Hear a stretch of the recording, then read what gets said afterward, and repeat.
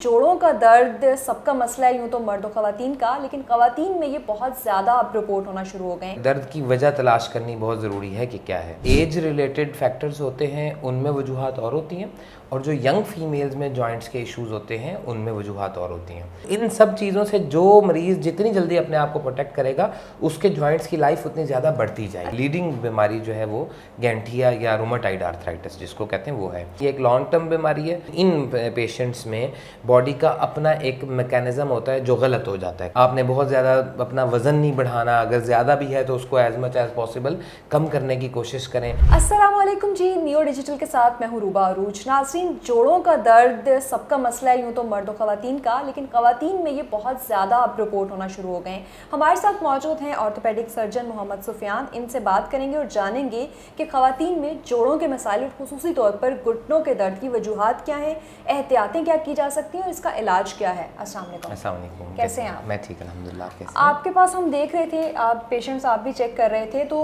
बहुत ज़्यादा जो चीज़ें रिपोर्ट होती हैं वो ख़वातीन अपने घुटनों के दर्द का मसला लेके आती हैं। ये शुरू कहाँ से होता है और क्या ऑपरेशन की फौरी ज़रूरत होती है? तरीक़ेकार इलाज क्या है, एहतियातें क्या की जा सकती हैं? बिस्मिल्लाहिर्रहमानिर्रहीम। देखिए, इसमें सबसे पहले ये है कि दर्द की वजह तलाश करनी बहुत ज़रूरी है कि क्या है। आमतौर पर जो एज रिलेटेड फैक्टर्स होते हैं उनमें वजूहात और होती हैं, और जो यंग फीमेल्स में जॉइंट्स के इश्यूज़ होते हैं उनमें वजूहात और होती हैं। यंग पेशेंट्स में, मतलब if patient comes to me जिसकी एज 30 ईयर्स है, 25 ईयर्स है, तो मैं इसमें ऑस्टियोआर्थराइटिस या एज रिलेटेड प्रॉब्लम नहीं सोचूंगा। इसमें मैं कोई और बीमारियां सोच सकता हूं जिनमें से लीडिंग बीमारी जो है वो गैंठिया या रूमेटॉइड आर्थराइटिस जिसको कहते हैं वो है। आमतौर पर हम ऐसे मरीज़ से प्रॉपर हिस्ट्री लेते हैं।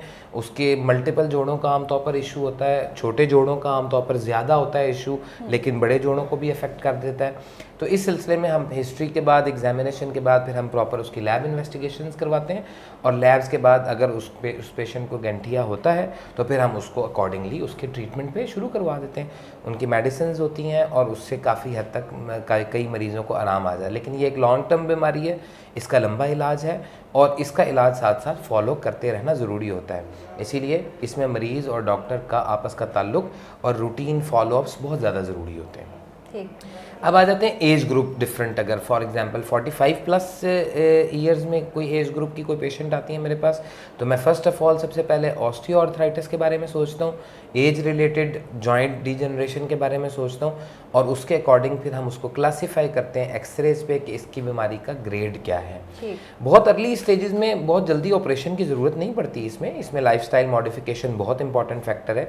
जितनी जल्दी आप अपना लाइफस्टाइल मॉडिफाई कर लें उतनी जल्दी आप पेन फ्री लाइफस्टाइल एक अपना सकती हैं, और उसके साथ साथ फिजियोथेरेपी का बहुत इंपॉर्टेंट इसमें रोल है। जितनी एक्टिविटी आप अपने नी जॉइंट्स को बेहतर देंगी उतना ऑब्वियसली उसको जो उसमें वियर एंड टियर है वो उतना बेहतर हो जाएगा, और उतना रिपेयर का प्रोसेस क्विक एंड फास्ट हो जाता है। उससे काफ़ी हद तक पेन मैनेज हो जाती है। इससे अगली स्टेजेस में फिर मुख्तलिफ ट्रीटमेंट ऑप्शंस हैं, जिसमें कुछ मेडिसिन हैं। अगर मेडिसिन से आराम आ जाए तो बहुत अच्छा है। अल्टीमेटली 1 बाय 1 ग्रेड बढ़ता जाता है, और लास्ट ग्रेड का हमारे पास जो फाइनल सोल्यूशन है वो सर्जरी है। लेकिन वो भी पेशेंट के बहुत अंडरस्टैंडिंग के बाद, पेशेंट उसके आउटकम्स को समझता हो, पेशेंट हर चीज़ उससे डिस्कस करके उसके बाद फिर हम पेशेंट को सर्जरी रिकमेंड करते हैं। आपने दो अक़साम बताई, एक तो जो यंग लोगों में गंठिया जिसे आप कह रहे हैं, इसकी ये हेरिटेड होती है या फिर आपकी कोई गलतियाँ ऐसी होती हैं लाइफस्टाइल में जिससे ये डेवलप हो जाती है? इसका लाइफस्टाइल से कोई ताल्लुक नहीं है, ये जिसको होनी होती है उसको होती ही है। ये ऑटो इम्यून बीमारी है। ऑटो इम्यून से मुराद ये है कि इसमें इन पेशेंट्स में बॉडी का अपना एक मैकेनिज्म होता है जो गलत हो जाता है किसी भी वजह से। लाजमी नहीं है कि वो कुछ खाने पीने से हो या पेशेंट की किसी एक्टिविटी से हो, ऐसा नहीं है। ये उस पेशेंट में किसी भी रीज़न से ये प्रॉब्लम शुरू हो जाती है और फिर वो चलती है। यूजुअली यंग फीमेल्स ज़्यादा अफेक्टेड होती हैं, फर्टाइल एज ग्रुप में ज़्यादा होता है। आफ्टर इनफर्टिलिटी, आफ्टर 50 आम तौर पर ये बीमारी बहुत कम रह जाती है, कई मरीज़ों की ख़त्म भी हो जाती है। लेकिन इस फर्टाइल पीरियड में ये काफ़ी ज़्यादा रहती है, मल्टीपल जोड़ों को अफेक्ट करती है। इस फर्टाइल पीरियड में जितना अरसा उसको कंट्रोल रखा जाए उतना बेहतर होता है। अगर ना कंट्रोल रखा जाए तो कई जॉइंट्स परमानेंटली ख़राब हो जाते हैं, डी शेप हो जाते हैं। शायद आपकी नज़र से भी कभी गुजरा हो कि ये वाले स्पेशली ये वाले जोड़ ख़राब हो जाते हैं, उंगलियां ऐसे टेढ़ी हो जाती हैं। इसी तरह बाकी बड़े जोड़ भी अफेक्ट हो सकते हैं। ठीक है, और जो आप ऑस्टियो आर्थराइटिस की बात कर रहे हैं वो लाइफस्टाइल में तब्दीलियों की वजह से उसके रिस्क कम किया जा सकता है? उसमें बहुत ज़्यादा रोल है हमारा अपना। ठीक। मतलब रोमेटाइड में जैसे हमारा अपनी एक्टिविटीज़ का या ना कोई रोल है ना कोई कसूर है, ऑस्टियो आर्थराइटिस मेजॉरिटी हमारी अपने लाइफस्टाइल पर डिपेंड करता है। जितना एज बढ़ती जाए उससे ये ज़्यादा होता जाता है, जितना वेट ज़्यादा हो जॉइंट्स का वियर एंड टियर उससे ज़्यादा हो जाता है। फिर लाइफस्टाइल मॉडिफिकेशंस बहुत इंपॉर्टेंट है इसमें। जो मरीज़ बहुत ज़्यादा सीढ़ियाँ चढ़ने उतरने का काम करते हैं या बहुत ज़्यादा देर खड़े रहने का काम करते हैं, उनके घुटने उनके जोड़ ज़्यादा ख़राब होते हैं। इसलिए हम अपने मरीज़ को ये सारी लाइफस्टाइल मॉडिफिकेशंस पहले दिन समझा देते हैं कि आपने बहुत ज़्यादा देर खड़े नहीं रहना, आपने बहुत ज़्यादा उठने बैठने वाले काम नहीं करने, आपने बहुत ज़्यादा सीढ़ियाँ नहीं चढ़नी उतरनी, आपने बहुत ज़्यादा अपना वज़न नहीं बढ़ाना, अगर ज़्यादा भी है तो उसको एज मच एज़ पॉसिबल कम करने की कोशिश करें, क्योंकि ये सारी चीज़ें इन द लॉन्ग रन उसके आउटकम को अफेक्ट कर रही होती हैं। ठीक है, आप स्टार्टिंग से ये एहतियातें अगर करते हैं तो जिन खवातीन में 45 के बाद आप कहते हैं कि चांसेस ज़्यादा होते हैं, वो कितने % तक कम हो सकते हैं?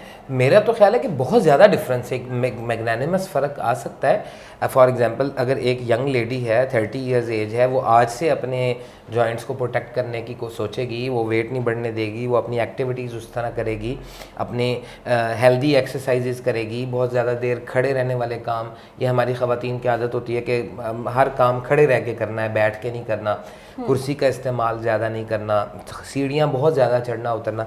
तो इन सब चीज़ों से जो मरीज़ जितनी जल्दी अपने आप को प्रोटेक्ट करेगा उसके जॉइंट्स की लाइफ उतनी ज़्यादा बढ़ती जाएगी। अच्छा, कोई ऐसी फूड ग्रुप्स भी हैं जो कि जॉइंट्स को वीक करते हैं, उन्हें अवॉइड करना चाहिए? डायरेक्टली कोई ऐसी चीज़ नहीं है सिवाय एक चीज़ के कि आपकी डाइट में कैल्शियम और विटामिन डी सफिशेंट अमाउंट में मौजूद होना चाहिए। ये आपके overall bones, overall muscles, overall musculoskeletal system की हेल्थ के लिए बहुत अच्छा है। जब आपकी बोन्स वीक होंगी तो ऑब्वियसली वो कहीं ना कहीं से ख़राब तो होंगी और मोस्ट लाइकली जॉइंट्स में से होंगी।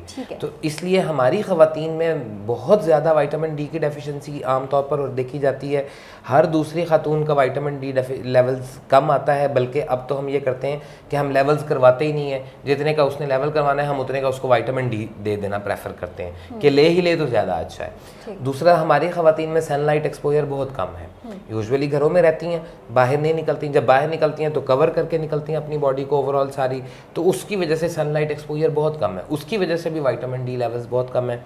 फिर हमारी डाइट्स में ऐसी डाइट्स अब बहुत कम रह गई हैं जिनमें अच्छा एक रिच सोर्स कैल्शियम का और विटामिन डी का हो। दूध का इस्तेमाल और मतलब खालिस हो तो बहुत ही अच्छा है, लेकिन बहरहाल जैसा भी मार्केट से मिलता है, दूध का इस्तेमाल ज़रूरी इसलिए है क्योंकि दूध में कैल्शियम, विटामिन डी और बहुत सारे ऐसे मिनरल्स हैं जो कि आपकी बोन्स को और आपके ओवरऑल मस्कुलोस्केलेटल सिस्टम की हेल्थ को बेहतर बनाते हैं। ठीक है, लास्टली हम ट्रीटमेंट की तरफ अगर आएँ तो जो गैप्स हैं, स्पेशली आपके जो घुटनों के दर्द गैप की वजह से होता है, कब ऑपरेशन की ज़रूरत होती है और कितना % तक आपका जो नी ख़राब हुआ और वो मेडिसिन या इंजेक्शन से भी बेहतर हो सकता है? इसके मुख्तलिफ ग्रेड्स हैं, हम इसको एक्सरे पे क्लासीफाई यूजुअली करते हैं। आमतौर पर एक चीज़ समझने वाली है, अक्सर लोगों को इस चीज़ का प्रॉपर कंसेप्ट नहीं होता। वो कहते हैं जी आपके घुटनों में गैप आ गया। हर नॉर्मल नी में एक नॉर्मल अमाउंट ऑफ गैप मौजूद होता है और वो गैप हेल्दी है। जितना मतलब बहुत यंग मेल या यंग अगर पेशेंट होगा तो उसका सफिशिएंट गैप आपको एक्सरे पे नज़र आएगा। विद एज ये गैप कम होता जाता है और अल्टीमेटली इतना कम हो जाता है कि बोन्स आपस में रब करना शुरू कर देती हैं, एक दूसरे के साथ फ्रिक्शन के साथ मूवमेंट करना शुरू कर देती हैं। तो एक्सरे पे जो क्लासिफिकेशन है हमारी ऑस्टियोआर्थराइटिस की, उसमें ग्रेड 1-2 में तो बिल्कुल भी कोई बंदा ऑपरेशन या इंजेक्शन रिकमेंड नहीं करता। ग्रेड 1 में सिर्फ लाइफस्टाइल मॉडिफिकेशन से पेशेंट को काफ़ी आराम आ जाता है, बेहतरी आ जाती है। ग्रेड 2 में लाइफस्टाइल मॉडिफिकेशन प्लस थोड़ी बहुत मेडिकेशन ऐड कर दी जाती हैं, थोड़ी बहुत एक्टिविटी, फिजियोथेरेपी रिकमेंड कर दी जाती है। ग्रेड 3 और 4 में फिर हम कुछ इन्वेसिव सोचते हैं। ग्रेड 3 में मैं ये कोशिश करता हूँ आमतौर पर कि अपने पेशेंट को एक आधा इंजेक्शन लगा के अगर फिर दोबारा उसको लाइफस्टाइल पे और फिजियो पे ले आया जाए तो ज़्यादा सेफ़ और ज़्यादा अच्छा है। अल्टीमेटली ग्रेड 4 पे हमें, और ग्रेड 4 में भी उन पेशेंट्स में जो विलिंग भी हों और जो मेडिकली भी बेहतर हों, जिनकी सर्जरी हो सकती हो, उनमें हम ये प्लान करते हैं कि हम एज़ सून एज़ पॉसिबल इनकी सर्जरीज़ कर दें, ताकि कबल इसके कि ये घुटना बहुत ही ज़्यादा ख़राब हो कि वो सर्जरी के भी काबिल ना रहे, या कबल इसके कि पेशेंट इतने ज़्यादा कोमॉर्बिड्स का शिकार हो जाए कि उसकी surgery anaesthesia point of view से या बाकी मेडिकल पॉइंट ऑफ व्यू से मुश्किल होती जाए, उससे पहले हम कोशिश करते हैं कि उसका नी रिप्लेसमेंट करके और फिर उसके बाद दोबारा उसको एक नॉर्मल लिविंग की तरफ ले आया जाए। Thank you so much. ये थे डॉक्टर सुफियान, जिनका कहना है कि नी जो पेन है, जॉइंट पेन्स है, इसमें आपने लाइफस्टाइल को मॉडिफाई करके 50 to 60% तक जो है वो इसके रिस्क से बचा जा सकता है। आपकी क्या प्रॉब्लम्स हैं और आप डॉक्टर से क्या क्वेश्चंस पूछना चाहते हैं, कमेंट सेक्शन में बता सकते हैं।